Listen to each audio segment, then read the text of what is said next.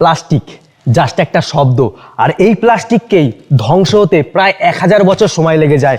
আর এখনকার সময় দাঁড়িয়ে আমরা এই প্লাস্টিককে আর বন্ধ করতে পারবো না, কারণ এই প্লাস্টিক এখন আমাদের লাইফে মেডিকেল থেকে শুরু করে আমাদের নিজেদের লাইফস্টাইল পর্যন্ত জড়িত।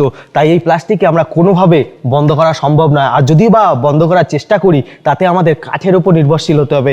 আর যদি আমরা কাঠের উপর নির্ভরশীল হই, তোমরা জানো এটা আরও বেশি ভয়ঙ্কর হবে। তাহলে কি এই প্লাস্টিক থেকে কোনো সমাধান নেই? আছে, এই প্লাস্টিক থেকে কিন্তু সমাধান আছে। এই প্লাস্টিক থেকেই আমরা সরাসরি জ্বালানি তৈরি করতে পারি এবং আরও কিছু কিছু বেসিক ফর্মুলা আছে যেখানে সমাধান করা যায়। বাট আজকে আমরা নর্মাল একটা ছোট সাধারণ বেসিক দিয়ে আমরা কিন্তু প্লাস্টিক থেকে সরাসরি জ্বালানি অর্থাৎ পেট্রোল তৈরি করব। তো চলো আজকে আমরা কিন্তু প্লাস্টিক থেকে পেট্রোল তৈরি করব। তাই যারা যারা চ্যানেলটিকে এখনও সাবস্ক্রাইব করোনি তারা অবশ্যই সাবস্ক্রাইব করো, যারা নতুন আছে সাবস্ক্রাইব করো, আমাদের ফ্যামিলিটাকে আরও বড় করো যাতে আমরা এরকম আরও ইন্টারেস্টিং ভিডিও তোমাদের কাছে দিতে পারি। গাইস, এই এক্সপেরিমেন্টটা করার জন্য তোমাদের সিম্পল কয়েকটা জিনিস লাগবে যাতে তোমরা বাড়িতে প্লাস্টিক থেকে পেট্রোল সরাসরি খুব ইজিলি বানাতে পারো। তো তার জন্য এখানে 3টে কন্টেনার নিয়েছি আমরা। তো সিম্পল কন্টেনার তোমাদেরকে দেখাচ্ছি। এখানে আছে কিন্তু একটা টিনের ডিব্বা, যেটা কিনা আমি একটা পাইপ এমসিলের সাহায্যে অ্যাড করে দিয়েছি একদিন আগেই, কারণ তোমরা জানো এমসিল শুকাতে প্রায় একদিন সময় লেগে যায়। তাই আমরা 3 দিন ধরে শ্যুটটা করব, একদিন এইগুলোকে তৈরি করতেই লেগে গেছে। এবং ক্যামেরাম্যানকে বলবো কাছের থেকে ভালোভাবে দেখাতে যে আমরা এই কন্টেনারগুলোকে কিভাবে রেডি করেছি, এবং খুব ইজি, তোমরা দেখেই খুব ইজিলি দেখে এটা বাড়িতে বানাতে পারবে। তো এখানে একটা কন্টেনার যেটার মধ্যে কিনা প্লাস্টিক দিয়ে দেবো এবং এখানে 300 থেকে 500 ডিগ্রি সেন্টিগ্রেডে হিট দেবো এর ভেতরে, যাতে প্লাস্টিকগুলো মেল্ট হয়ে যায় বা প্রতিটা মলিকুলার ভেঙে যায় প্লাস্টিকের। তো তার জন্য এটা রেডি করেছি, কারণ এখানে অক্সিজেনের অনুপস্থিতিতে রিয়াকশানটা করতে হবে। তো সিম্পল একটা রিয়াকশান হবে এখানে, এবং তার সাথে সাথে একটু পাইপ লাগবে কিছু, কারণ এগুলোকে কানেক্ট করার জন্য। তো চলো সেগুলো তোমাদেরকে এখন দেখাচ্ছি।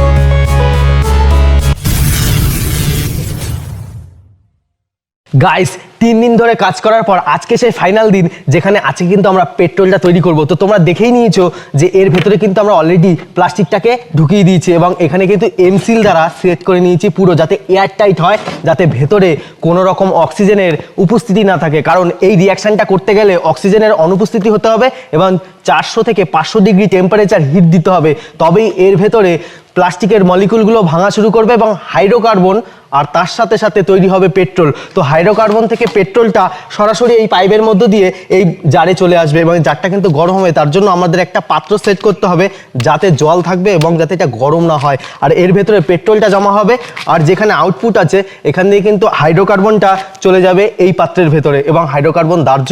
তো তোমাদের টেস্ট করে দেখাবো যে হাইড্রোকার্বন দাহ্য যে এবং আগুন ধরবে। তো এইখানে আমরা এই পাইপটাকে সেট করব। এই পাইপটাকে এই কারণেই সেট করব, তোমরা বুঝে গেছো যে এখান দিয়ে কিন্তু হাইড্রোকার্বনটা পাস হয়ে যাবে এই পাত্রে এবং এইখানেই জমা হবে পেট্রোলটা। তো চলো এখন আমরা ফার্নেসটা রেডি করে নিয়েছি, যেখানে 300 থেকে 500-র মধ্যে একদম পারফেক্ট হিটটা দিতে পারবো একদম ফার্নেসের সাহায্যে। তো এবার আমরা কিন্তু রিয়াকশনটা স্টার্ট করব।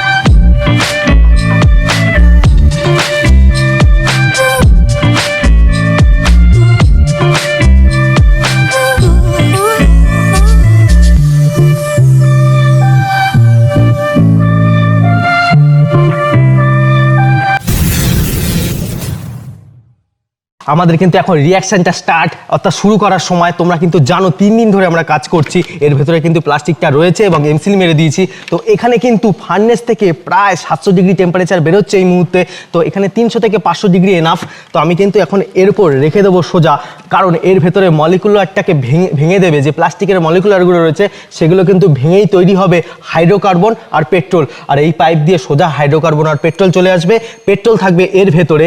তো এখানে কিন্তু চারিদিকে জল রেখেছি, তোমরা এটা জানোই। জলটা রেখেছি একটা কারণেই, যাতে এখানে প্রচণ্ড গরম হবে, যাতে প্লাস্টিকটা মেল্ট না হয়ে যায়, কারণ এটা প্লাস্টিকের পাত্র, তার জন্য চারিদিকে জল রয়েছে। আর এর ভেতরে থাকবে পেট্রোল এবং আরেকটা পাইপ, যেটার মধ্যে দিয়ে কিন্তু হাইড্রোকার্বনটা এর মধ্যে চলে আসবে। আর হাইড্রোকার্বন কিন্তু দাহ্য, আর এখান থেকে বেরিয়ে যাবে। তো আমরা এখানে আগুন দিয়েও দেখাবো পরে।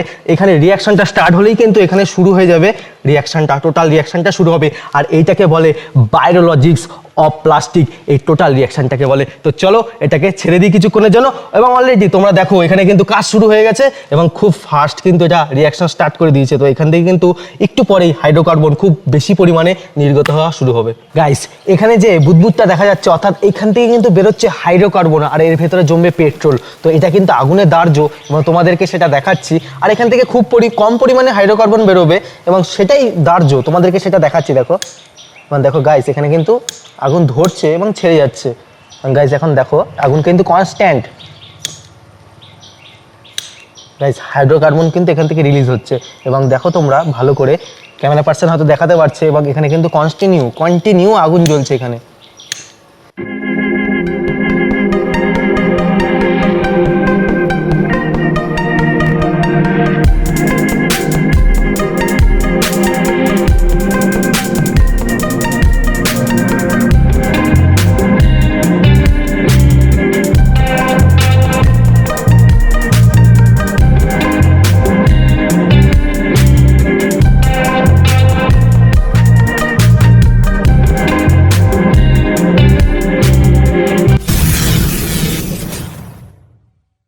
গাইস, আমাদের প্রায় 3 ঘন্টা কমপ্লিট হয়ে গেছে এই রিয়াকশানটা করতে, এবং তাতে দেখা যাচ্ছে যে এখানে কিন্তু কিছুটা পেট্রোল অনেকটাই জমে গেছে, কিছুটা না অনেকটাই। এবং এটা থেকে বার করলে বোঝা যাবে, কারণ জলের ভেতরে যেহেতু কন্টেনারটা রয়েছে তাই বোঝা যাচ্ছে না ভেতরে কতটা অ্যাকচুয়ালি পেট্রোল জমেছে, কারণ জলেতে বেশি দেখায় আবার কমও দেখায়। সেটা নির্ভর করে জলের ডেন্সিটির ওপরে বা জলের কতটা জল আছে তার উপরে, সেটা তোমরা বুঝে গেছো। তো আমরা এখন এখান থেকে কিন্তু এই কন্টেনারটাকে বার করব এবং তারপরে দেখবো। তার আগে আমি এর ভেতর থেকে যে জলটা আছে জলটাকে ঢেলে ফেলে দিই, কারণ এই জলটাই নালে চলে যাবে এর ভেতরে। তো গাইস, আমি সত্যিই খুব এক্সাইটেড, কারণ এখন এইখান থেকেই আসল জিনিসটা প্রমাণ হবে যে সত্যি প্লাস্টিক থেকে পেট্রোল বের করা সম্ভব কিনা। আর যদিও বা সম্ভব হয়, তাহলে কি পেট্রোল সত্যিই দাহ্য বা কাজ করা সম্ভব, সেটাও আমরা টেস্ট করে দেখব। এবং চলো এখান থেকে বের করা যাক।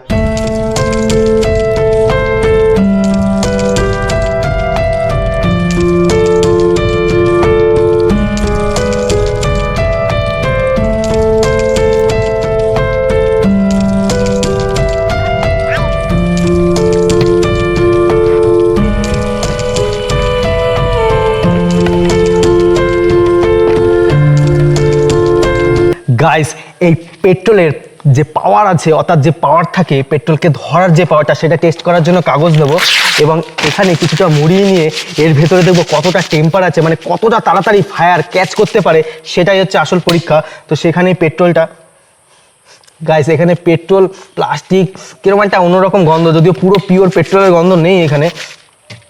তো যাই হোক, আমি এখন টেস্ট করছি। তো এখানে কিছুটা পেট্রোল ঢেলে নিলাম এর মধ্যে এবং এটা কিন্তু সাইড করছি। তো দেখা যাক দূর থেকে ধরে কিনা, এটা সাইডে রাখছি, যদি এটা বিপজ্জনক জিনিস। ওকে গাইস, সিরিয়াসলি এটা কিন্তু দারুণ কাজ করেছে, কারণ তোমরা দেখলে কত তাড়াতাড়ি আগুনটা খপ করে ধরে নিয়েছে এর মধ্যে।